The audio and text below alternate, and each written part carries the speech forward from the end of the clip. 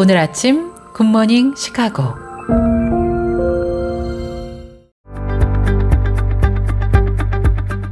(3월 25일) 화요일 KCBS 굿모닝 시카고 데일리 뉴스 시작합니다.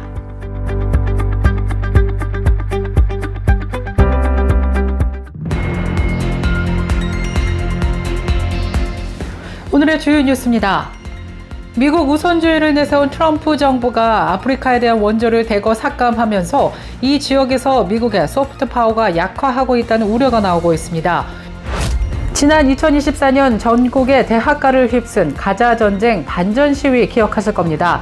이 시위에 참석했다는 이유로 컬럼비아 대학에 재학 중인 한인 여성 21살의 정윤서 학생이 추방 위기에 놓인 것으로 전해졌습니다. 뉴욕타임스는 24일 보도를 통해 아이비리그 명문 컬럼비아대 3학년에 재학 중인 정윤서 씨가 지난해 반전 시위 참가 이력과 관련해서 이민 단속국으로부터 추적을 받고 있다고 보도한 것입니다.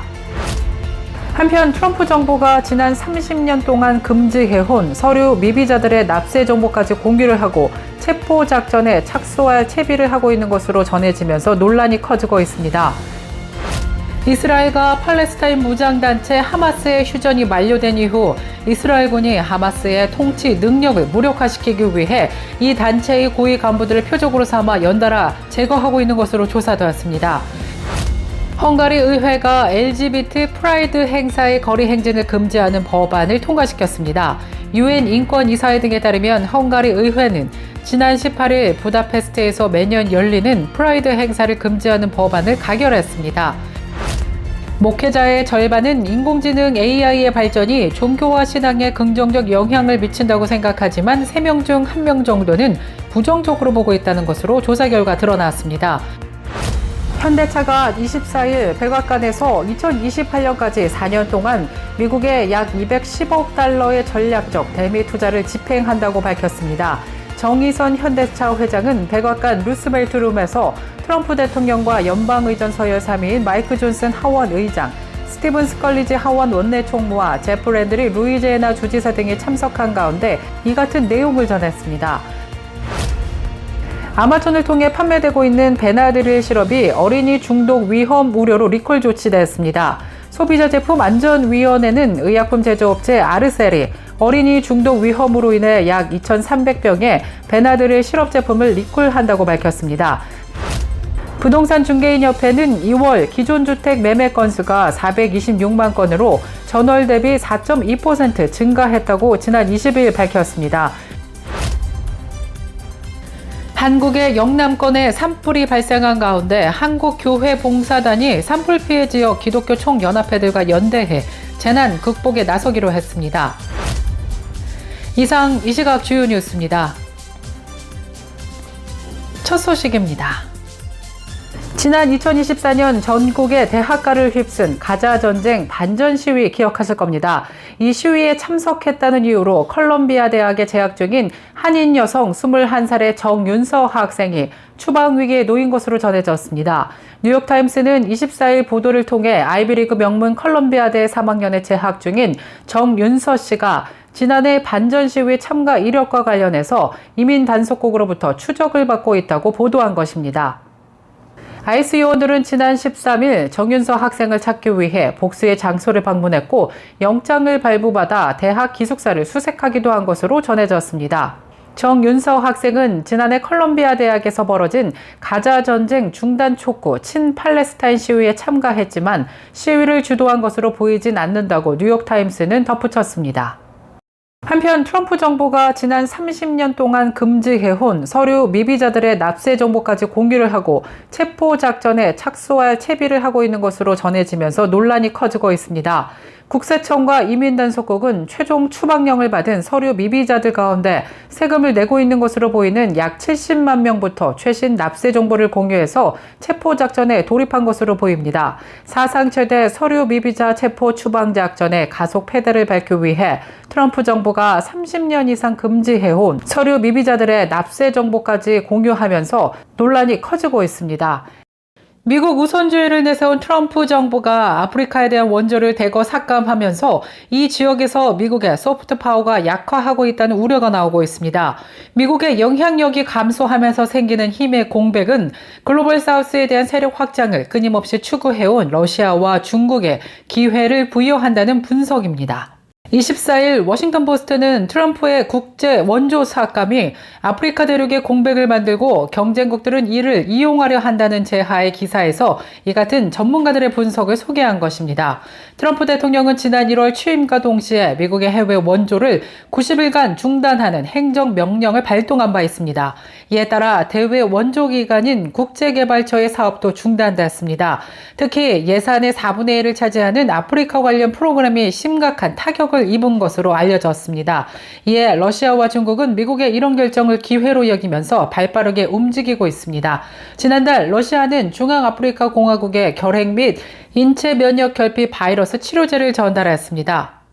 중국은 최근 말라이 수도에 중국의 원조 공동의 미래를 위해라는 문구를 적은 광고판을 세우기도 했습니다. 케냐에 부임한 신임 중국 대사는 현지 주요 일간지와 대대적인 인터뷰를 진행하기도 했습니다. 이스라엘과 팔레스타인 무장단체 하마스의 휴전이 만료된 이후 이스라엘군이 하마스의 통치 능력을 무력화시키기 위해 이 단체의 고위 간부들을 표적으로 삼아 연달아 제거하고 있는 것으로 조사되었습니다. 24일 월스트리트 저널 등에 따르면 이스라엘군은 최근 일주 동안 하마스 정치국의 고위 간부 중 최소 4명을 살해한 것으로 조사되었습니다. 이스라엘군은 전날 가자지구 남부의 칸 유니스에 있는 나세르 병원을 공습해 이곳에 있던 하마스 정치국 간부인 이스마일 바루훔을 죽였다고 밝혔습니다. 하마스 측도 이후 성명을 내고 바루훔이 이 병원에서 치료받던 중 사망했다고 확인했습니다. 그러나 이스라엘군은 바루훔이 치료를 받았다는 주장을 일축하고 이 병원에 수주간 숨어 있었으며 다른 고위 간부들과 회의를 하고 있었다고 지적했습니다. 오리건주에서 열린 여자 고등학교 육상대회에서 트랜스젠더 선수가 압도적인 기록으로 우승을 차지하면서 또다시 논란이 일고 있습니다. 지난 21일 데일리 메일에 따르면 최근 오리건주 포틀랜드 고등학생 육상리그 챔피언십에서 맥데니얼 고등학교의 에이든 갤리거가 여자 200m, 400m 종목에서 우승을 차지했습니다. 트랜스젠더로 알려진 성인 남성과 유사한 신체 조건을 가진 갤러거의 키는 약 180cm에 체중은 70kg 정도로 알려졌습니다. 갤러거는 400m 경기에서 57.62초로 결승선을 통과하면서 시즌 기록을 경신했습니다. 해당 경기 영상이 소셜미디어 등을 통해 빠르게 퍼지면서 미국에서는 트랜스젠더 선수의 여성 스포츠 참여에 대한 논쟁이 또다시 불거지고 있습니다. 전미대학체육협회 수영선수이자 여성인권운동가는 SNS를 통해 또 다른 날 또 다른 남자 선수가 여자 스포츠를 지배하고 있다면서 강하게 비판했습니다. 현대차가 24일 백악관에서 2028년까지 4년 동안 미국에 약 210억 달러의 전략적 대미 투자를 집행한다고 밝혔습니다. 정의선 현대차 회장은 백악관 루스벨트 룸에서 트럼프 대통령과 연방의전 서열 3위인 마이크 존슨 하원 의장, 스티븐 스컬리지 하원 원내총무와 제프 랜들이 루이지애나 주지사 등이 참석한 가운데 이 같은 내용을 전했습니다. 트럼프 대통령은 현대자동차는 정말로 위대한 회사라고 언급하며 관세를 단 한 푼도 내지 않아도 될 것이라고 언급한 것으로 전해졌습니다. 현대차의 대규모 투자 발표는 트럼프가 상호 관세를 부과한다고 밝힌 4월 2일 직전에 이뤄진 것입니다. 현대차는 자동차에 86억 달러, 부품과 물류, 철강에 61억 달러, 미래산업에너지에 63억 달러를 각각 투자한다고 밝힌 바 있습니다. 26일 준공식을 갖는 조지아주 서베너 전기차 공장의 생산 능력을 30만 대에서 50만 대로 확대해 미국 현지 생산 120만 대 체제를 구축할 예정입니다. 아마존을 통해 판매되고 있는 베나드릴 시럽이 어린이 중독 위험 우려로 리콜 조치됐습니다. 소비자제품안전위원회는 의약품 제조업체 아르셀이 어린이 중독 위험으로 인해 약 2,300병의 베나드릴 시럽 제품을 리콜한다고 밝혔습니다. 대상 제품은 2023년 7월부터 2024년 10월까지 아마존을 통해 판매된 100ml 병 제품입니다. 어두운 색의 플라스틱 원형 병에 분홍색과 흰색 라벨이 부착되어 있으며 앞면에 파란색 글씨로 버나들리라는 제품명이 표시되어 있습니다.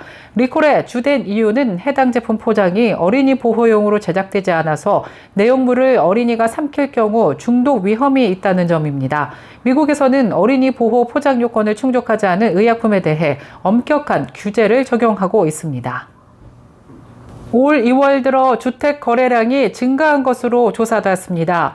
부동산 중개인협회는 2월 기존 주택 매매 건수가 426만 건으로 전월 대비 4.2% 증가했다고 지난 20일 밝혔습니다. 이는 거래량이 395만 건에 그칠 것으로 예상한 다우존스 집계 전문가 전망치를 크게 웃도는 수치입니다. 기존 주택은 주택시장 거래량의 대부분을 차지하고 있습니다. 매물 가뭄이 서서히 개선되고 있는 가운데 고금리가 낮아질 것이라 기대하면서 오랜 기간 관망해오던 잠재적 매수자들도 현 시장 금리 수준에 어느 정도는 적응을 하면서 거래량이 되살아난다고 전문가들은 분석하고 있습니다. 조국의 독립을 위해 쿠바 아바나에서 한인 청년단을 이끌었던 안수명, 영어명은 로렌조 안 씨가 향년 100세를 일기로 별세한 것으로 전해졌습니다. 안수명 씨는 지난 21일 오전 노환으로 별세했다고 밝혔습니다. 안수명 씨는 멕시코와 쿠바 일대의 대표적인 독립운동가로 손꼽히면서 안순필 선생의 아들로도 알려진 인물입니다. 계속해서 교계 소식이 이어집니다. 헝가리 의회가 LGBT 프라이드 행사의 거리 행진을 금지하는 법안을 통과시켰습니다. 유엔 인권이사회 등에 따르면 헝가리 의회는 지난 18일 부다페스트에서 매년 열리는 프라이드 행사를 금지하는 법안을 가결했습니다. 오르반 빅토르 총리가 이끄는 피데스 등이 과반을 이룬 헝가리 의회에서 처리된 법안은 아동보호법 개정안입니다. 개정안에 따르면 미성년자에게 동성애를 홍보하는 전시 행사 등을 할 수 없으며 집회를 금지 대상에 포함합니다. 법안은 남용을 방지하기 위해 이러한 행위를 경범죄로 규정하며 위반 시 벌금형이 부과될 수 있도록 한다고 헝가리 매체는 설명했습니다. 한국의 영남권에 산불이 발생한 가운데 한국교회봉사단이 산불 피해 지역 기독교 총연합회들과 연대해 재난 극복에 나서기로 했습니다. 지난 24일 한교봉은 이번 산불 재해 복구를 위해 긴급 투여된 4분의 사망 소식은 이 산불의 위용이 얼마나 큰지를 짐작하게 한다면서 피해를 입은 소방관 유가족들에게 애도의 마음을 전한다며 재난을 극복하기 위해 각 지역 기독교 총연합회 회원교단들과 협력하기로 했다고 밝혔습니다. 한편 지난 21일 새벽 경남 산청에서 발생한 산불은 풀베기 작업 중 예초기에서 불꽃이 튀어 발생한 것으로 추정되며 22일 경북 의성에서는 성묘객의 주변 정리 중 발화한 것으로 추정되고 있습니다. 특히 건조한 날씨와 강풍으로 인해 불이 확산됐습니다. 시카고 기독교 방송에서 알려드립니다. 시카고 기독교 방송에서는 선교 사업의 일환으로 4월 27일 일요일부터 5월 7일 수요일까지 튀르키예와 그리스 성지 순례를 진행합니다. 아직 신청을 하지 않으신 분들은 지금 바로 연락해 주시기 바랍니다. 문의 및 신청은 다음의 번호로 가능합니다. 시카고 기독교 방송국 847-583-0191입니다. 여러분들의 많은 관심과 참여 부탁드립니다.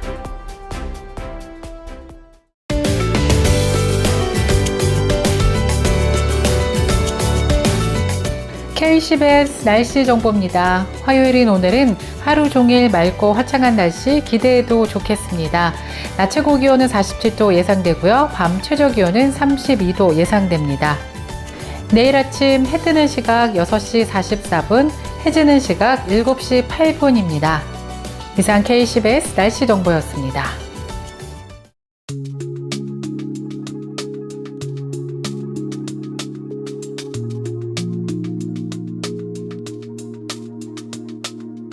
화요일에 보내드린 KCBS 굿모닝 시카고 뉴스를 마칩니다. 지금까지 진행의 아나운서 유정임이었고요. 저는 내일 이 시간에 더욱더 알차고 풍성한 소식으로 다시 찾아뵙겠습니다. 오늘도 풍성한 하나님의 은혜를 누리시는 기쁜 하루 보내시길 바라면서 청취해주신 모든 여러분 고맙습니다.